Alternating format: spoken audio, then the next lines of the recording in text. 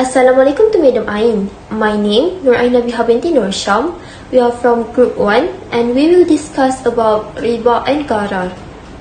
Riba is a concept that refers to interest charge, usury, or the charging of unreasonably high interest rates has also been used to describe.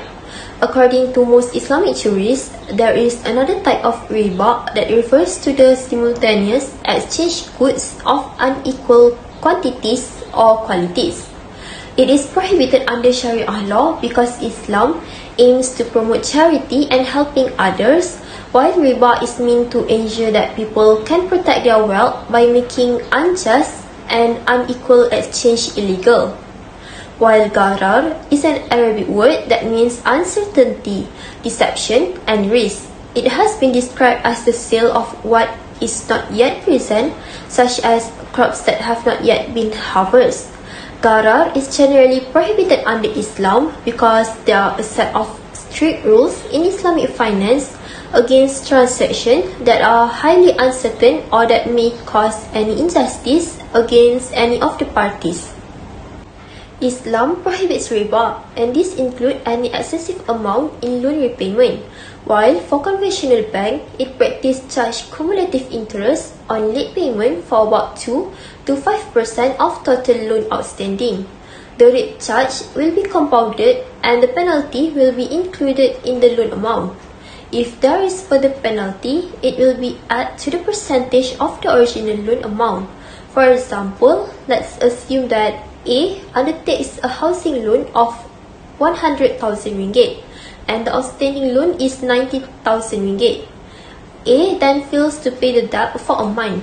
A set of penalty of 5% is imposed. As a result, the amount scheduled to be paid by A is 90,000 ringgit times with 5% will get 4,500 ringgit for the penalty. And then the penalty will be added with outstanding balance and the amount become 94,500 ringgit. The interest on the new balance equal to 6,378 ringgit 75 cent, assumed as 6.75% interest rate. Then the new outstanding loan will be 100,878 ringgit and 70 cent. This will be unfair to the debtor since the penalty given are exceed from outstanding balance and it is called as riba. Bismillahirrahmanirrahim. My name is Fakur Razia Adam. On this topic riba, I will introduce the types of interest rates on loans. To understand that, we go through this statement. Why not get 4.88% as written? In general, the profit rate taken by the bank have two types, namely the flat rate and also the fixed rates. The flat rate is the interest profit rate based on the amount of money received by the borrower at the beginning of the loan. It is influenced by the repayment time period factor. So this is the calculation of the flat rate. The total interest payable is 73,200 ringgit, making the financing debt payable is 223,200 ringgit divided by 120 months, it will be 1,860 ringgit. For fixed rate, a fixed rate is an interest rate that remains the same for the entire term of the loan or for part of the term of the loan, depending on the loan agreement. In the financial world, this is the actual interest profit rate that has to be paid by the borrower. So, how do you know the real interest rate that needs to be paid when you find brochure or ads that use a flat rate? So we use the financial calculator on the website. Open the financial calculator, select TMV, stand for the time value of money, and then click advance and enter the following information. For present value, enter 150,000. In this case, be positive because you receive money. If the money comes out as an investment, then it has to be negative. For payment, negative 1,860 ringgit. This is negative because every month you have to spend money to pay the bank. Future value 0, so it is empty because when it is paid off, so the debt remains empty. Period 120. Select monthly. 120 refers to 120 months to pay 180,000 ringgit. Compounding salary annually and rate annually because the practical standard is based on the year count. Finally, click the red button. 8.84%. This is the interest profit you must pay to the bank for the duration of the financing. Credit card can be defined as a document issued by the issuer, which is bank, to an individual or entity which is cardholder with a contractual bond that allow the cardholder to acquire goods or service from a seller who accept the card without having to make immediate payment, since the payment guarantee is made by the issuer. When the payment is done through the card issuer account, and charges are assessed to the cardholder at a regular interval. Some manufacturers charge interest, which is riba, on the outstanding sum after a specific period from the date which is debt is claimed, while others do not. Among the manufacturers related to the existence of riba in this card are: the cardholder is not obligated to pay his cost of use in full after receiving the billing statement from the manufacturer within the period of the permit granted, but allowed to pay only a small ratio of the number. While the balance, the holder is given the choice of whether to settle it within the period of the permit given or leave the balance. Then the issuer will charge interest from the amount of the outstanding bill. The card has the highest usage limit, meaning the holder can only spend at will as long as it is within the maximum rate allowed, and only has to pay a small bill ratio around 5% only, while if the balance is deferred until beyond the free period, usually 30 days, the customer will be charged a percentage of interest. Usually, the interest rate is very high, which is around 18% to 25% per annum. This is riba, which is very clear and very burdensome and oppressive. Okay, now let's move to the first topic element of gharar in conventional insurance. Gharar in insurance arising from debts is said to take place in several ways. The first element is uncertainty in the existence of the contract, especially ambiguity concerning the existence of compensation. According to the traditional jurists, the subject matter of the sale contract must be a reasonable knowledge in its specification. It should also be able to be delivered or received and rightfully owned by the offerer. Following that, gharar is associated with the deliverability of the subject matter, which may arise when the seller has no physical control or inability to deliver or perform the object of the contract. Insurance is said to contain gharar, that is uncertainty in its existence in one of its subject matter, namely the compensation, has the possibility of non-existence in the future. The compensation is uncertain because it depends on the occurrence of the insurable risk, which may or may not happen. Take for example a case of motor insurance. The coverage normally is annually. During the inception of the contract, there is always uncertainty about the possibility of the occurrence of the insurable risk, among which is an accident to the car or the car is stolen during the whole years insured.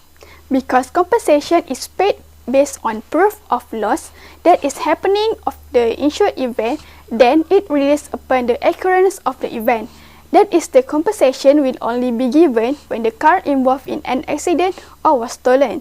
Since the insured event carries the possibility of not happening in the time of the contract, then the compensation also carries the possibility of non-existence. And with that possibility of non-existence of the compensation, which is one of the subject matter, then there arises uncertainty in the existence of the contract itself. Next, we move on to uncertainty in the outcome or result of the contract, especially ambiguity concerning the payment of compensation. This uncertainty arises as a result of the uncertainty in the existence of the contract, or specifically the compensation. It happens because there is a possibility of non-occurrence of the insured event during the contract period. With this possibility comes the possibility of non-existence or non-delivery of the compensation. Thus, there is no certainty in the payment of the compensation at the initiation of the contract. For example, fire insurance for homes, because the insurable risk that is fire has the possibility of non-occurrence in the period of contract. The compensation for loss or damage due to it also has the possibility of non-delivery. Since compensation is one of the subject matter, it is required by the Islamic law of contract that it should be able to deliver.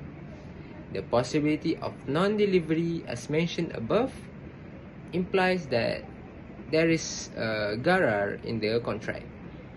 Due to this relatedness with the uncertainty of the contract's existence, this type of gharar exists only in non-permanent types of insurance. For permanent insurance like whole life insurance, the existence or payment of the compensation is a certainty, since that is a sure thing and will definitely happen. Next, I will explain element of gharar, which is uncertainty in the contract period, since it is based on a time frame which is not known and cannot be known. This type of uncertainty exists in all type of insurance contract due to the fact that the knowledge of the happening or occurrence of the insurable risk is beyond anyone's capability and mean. If we say that contract like motor insurance has its own time frame, which normally are annually, the uncertainty is still there. This is so because the insurable risk might happen anytime before the year ends. The same goes to the whole life insurance, as no one really knows the time of the incident. If we refer to the uncertainties raised in the insurance contract, we may notice that all the uncertainties develop because of the element of uncertainty is concerning the happening of the event that is pure risk. Basically, most Islamic scholars admit that uncertainties exist in the contract in the form as mentioned, but they differ about the extent of these uncertainties. Both parties in the contract of insurance face the same kind of level uncertainty. If a sale contract comes with a time condition, which is a condition that stipulates that the completion of contract is to be made at same time in the future, it must be made in specific terms to make the contract valid. And if a contract is attached with a condition which stipulates that its completion should be made dependent upon some future event, for example upon the arrival of a certain person, this condition is not permitted for the reason of want of knowledge on the completion of the contract. Any condition that might affect this immediate effect, including a condition upon the happening of some unknown future events, is not permitted.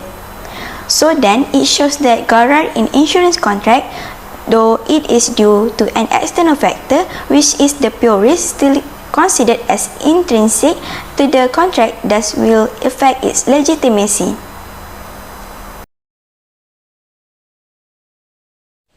Every Muslim is required to execute those activities which are permissible and must refrain from the prohibited deeds. The basic source of Islamic instruction is the Holy Quran and the Sunnah. Islam allows trade-oriented activities in the society for the collective well-being. On the other hand, riba and gharar are strictly prohibited in Islam. Different views have been expressed about the conventional insurance from the point of view of Islam. An overwhelming majority of the Sharia scholars believe that it is unlawful. The religious scholars have objection to the concept of conventional insurance. In their view, the element of gharar are involved in insurance contract, which make it un-Islamic. Takaful thus provide us with an alternative to insurance in order to plan for eventualities and uncertainty of life, and provide a unique opportunity to galvanize the saving of the individual for the good of the ummah. Institute Financial Discipline encourage individual to adopt suitable financial planning habits. It will provide security to the individual, the family, the society and the country. For banking system, let's move to the Islamic banking system, which has no element of riba. Let us make a determined effort to eliminate the debt trap and move forward using our own resources and imagination. That's all from us. Thank you.